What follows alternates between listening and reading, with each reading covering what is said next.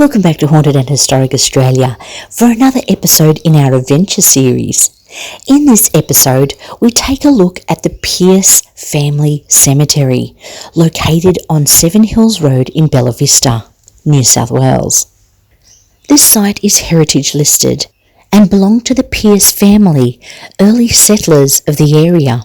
Matthew Pearce and wife Martha Parker arrived from Hertfordshire, England, aboard the convict ship Surprize in 1974. Matthew Pearce was born in approximately 1764 to parents Matthew Pearce Sr. and Elizabeth Woodward in the township of Kings Langley, Hertfordshire in England. Martha Parker, it seems, may have come from a long line of Parkers associated with the Kings Langley Lodge farmhouse. A couple of genealogy sites state that there was a child born in 1790 to Matthew and Martha, named Matthew. And then there's also an entry that they were married in 1794.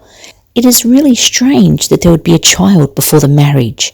Some of those dates may be a little off. Sadly, the child Matthew doesn't appear to survive very long.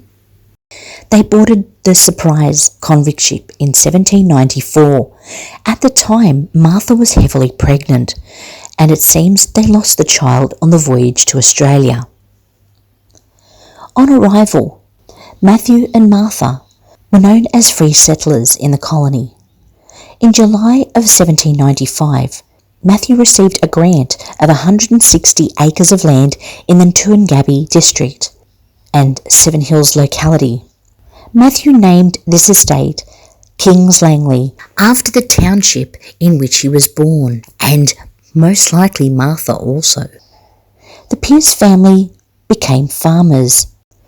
The couple had children, Eliza in 1797, Charlotte in 1802, Martha Jr. in 1804, Matthew Woodward in 1806, and William Thomas in 1808.